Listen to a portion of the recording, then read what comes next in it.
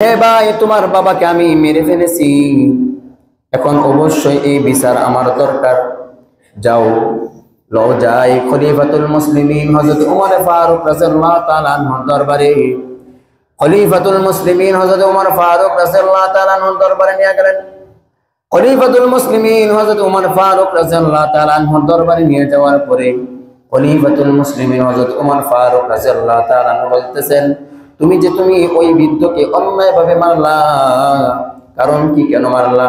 যে বলতেছে ওই বৃদ্ধ আমার আমার ঘোড়াকে মেরে ফেলেছে, এই জন্য আমি তাকে মেরে ফেলেছিলাম, রাগের মাথায় তাকে আমি হত্যা করে ফেলেছি। এবার বলতেছেন এখন তোমার অবশ্যই এর জন্য তোমার উপরে কিসাস জারি হয়ে গেছে, তোমাকে অমুক দিন অমুক জায়গার মধ্যে এরকম ভাবে হত্যা করা হবে।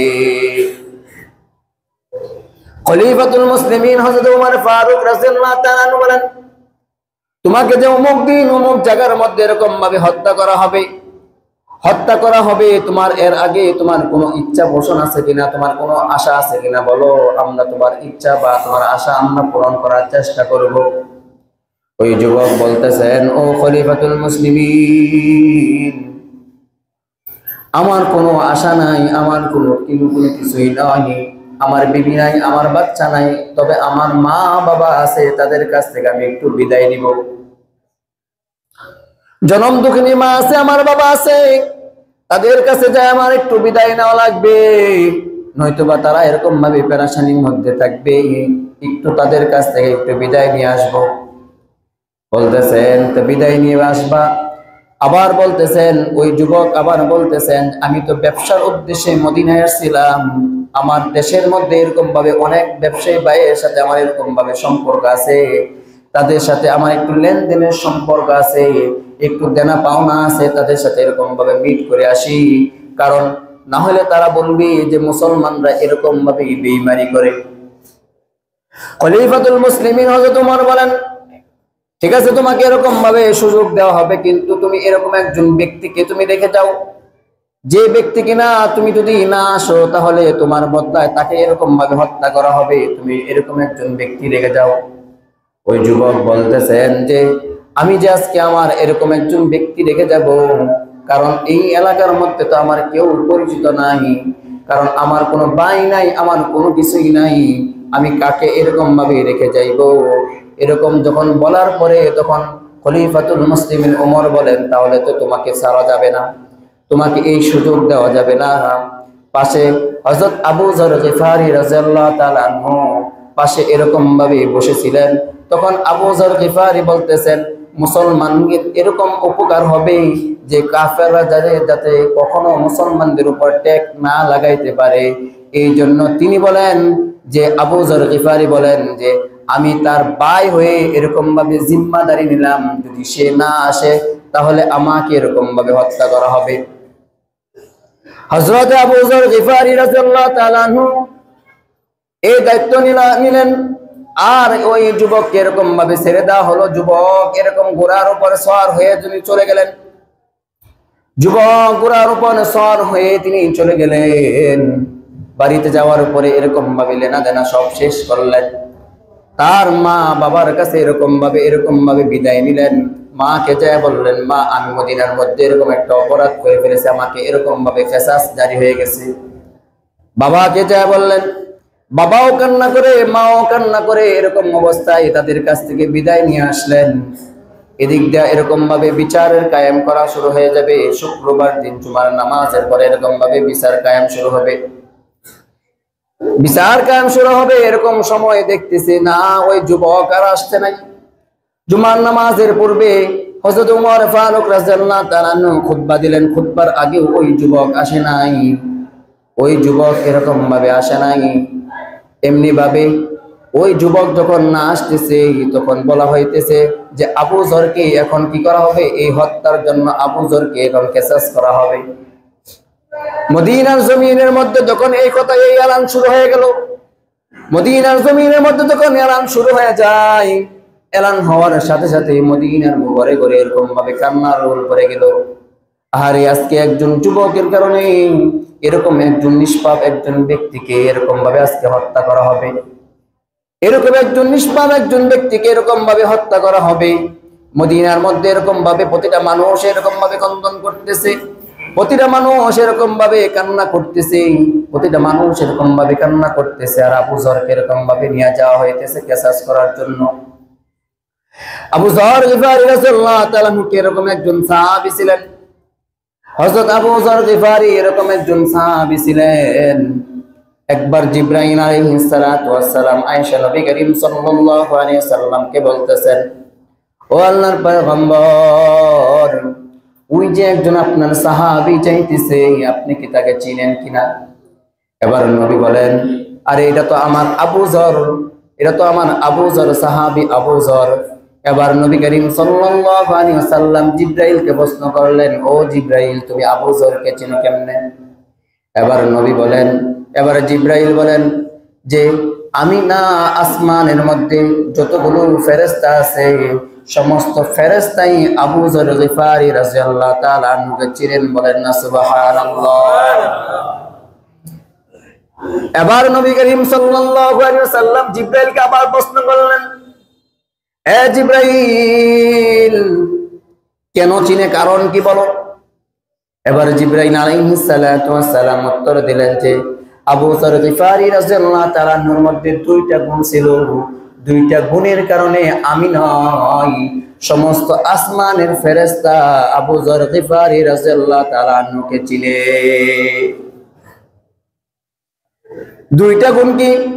এক নাম্বার গুণ হলো সে সর্বদাই নিজেকে ছোট মনে করে, নিজেকে ছোট মনে করে আর বলে যে আল্লাহ তাআলা জাহান্নাম বানাইছে মনে একমাত্র আমার জন্য, আর জান্নাত বানাইছে দুনিয়ার সমস্ত মানুষের জন্য। সে নিজেকে সর্বদাই এরকম ভাবে ছোট মনে করে। কিন্তু আমরা কখনো নিজেকে ছোট মনে করি না, কিন্তু আমরা সকলেই নিজেকে বড় মনে করি, দাপট দেখায় চলার চেষ্টা করি।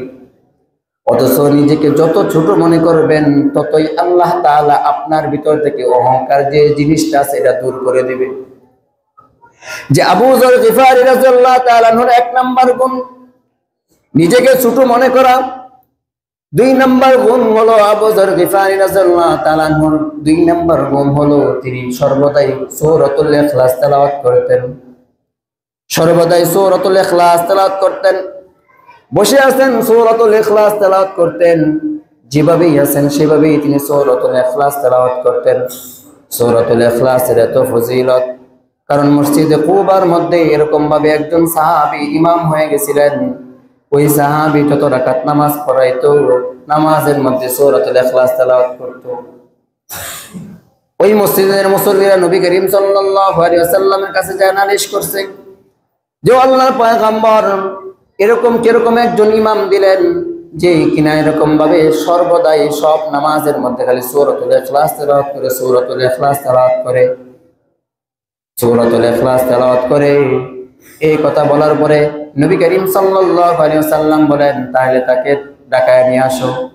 ওই সাহাবী ইমামকে ডাকায় আনার পরে তাকে জিজ্ঞাসা করা হলো, তুমি কেন সর্বদাই সূরাতুল ইখলাস তেলাওয়াত করো?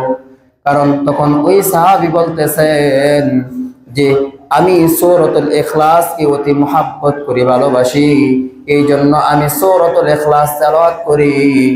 আল্লাহ নবী সাল্লাল্লাহু আলাইহি ওয়াসাল্লাম বলেন, যখন তুমি এই সূরাকে যখন তুমি মুহাব্বত করো, এই সূরাকে যখন তুমি ভালোবাসো, এই সূরাকে যখন তুমি তেলাওয়াত করো, মনে রাখো এই সূরাই কাল কিয়ামতের ময়দানে তোমাকে সুপারিশ করে তোমাকে জান্নাতে নিয়ে যাইবে। এই জন্য সূরাতুল ইখলাসের অনেক ফজিলত। যদি কোনো ব্যক্তি সূরাতুল ইখলাস একবার পড়ে তাহলে কোরআন কারীমের 10 পারা খতমের সব আল্লাহ তাআলা তার আমলনামায় লিখে দেন।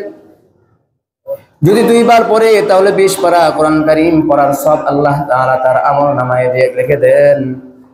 আর যদি কোনো ব্যক্তি সূরাতুল ইখলাস 3 বার পড়ে আল্লাহ তাআলা তার আমলনামায় পুরা কোরআন কারীম খতম করার সব আল্লাহ তাআলা তার আমলনামায় লিখে দেন।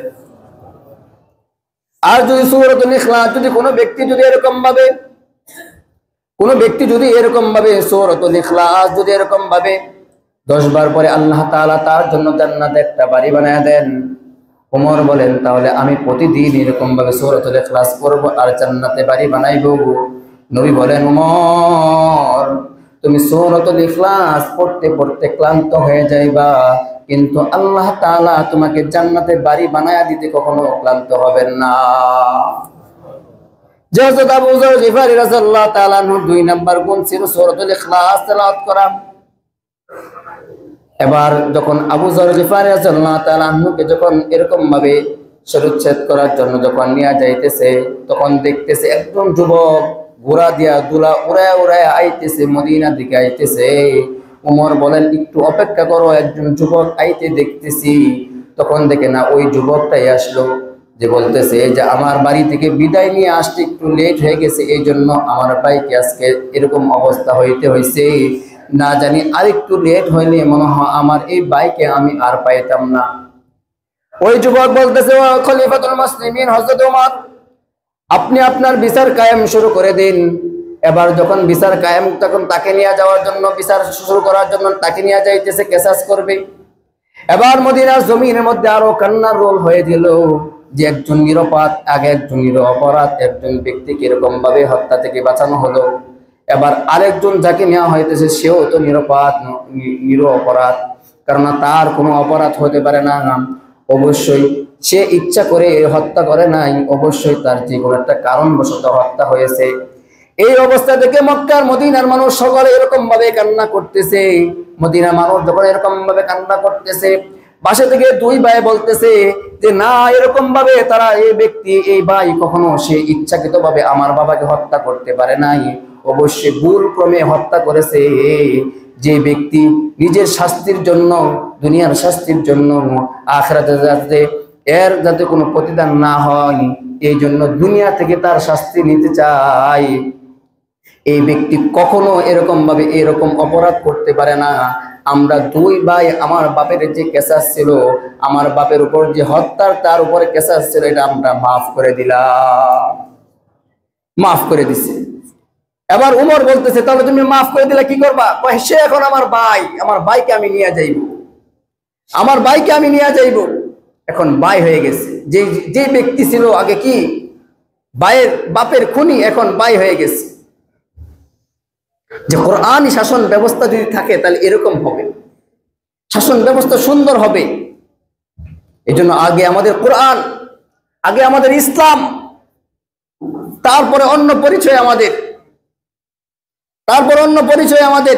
এই জন্য বলা হয় যে, একটা কথা বলে শেষ করে দিতেছি, যে এরকম একজন বলতেছেন যে না, আগে আমার এটা পরিচয় না, ইসলাম আগে আমার পরিচয় না, আগে আমার পরিচয় আমি বাংলাদেশি, এরকম যদি কোনো ব্যক্তি পরিচয় দেয় আর এই বিশ্বাসের উপর যদি কেউ বিশ্বাস করে, তাহলে ঈমানের যে 70টি শাখা আছে, এই শাখা অনুযায়ী সে বেঈমান হয়ে যাবে, সে কাফের হয়ে যাবে। এই জন্য আমার সবচেয়ে বড় পরিচয় হলো আমি আগে মুসলমান, তারপর আমার অন্য পরিচয়। আগে আমি মুসলমান, তারপর আমার বাবার পরিচয়, তারপর আমার মার পরিচয়, তারপর আমার অন্য পরিচয়। এই জন্য আগে নিজের ইসলাম, আগে নিজের কোরআন, এটাকে আগে প্রাধান্য দিতে হবে। ইসলাম এবং কোরআনকে আগে প্রাধান্য দিয়ে তারপরে আমার অন্যটা চিন্তা করতে হবে। আল্লাহ তাআলা আমাদেরকে এই কথাটির উপর আমল করার তৌফিক দান করুন। সকলে বলে আমিন। ওয়া আখিরু দাওয়ানা আলহামদুলিল্লাহি রাব্বিল আলামিন।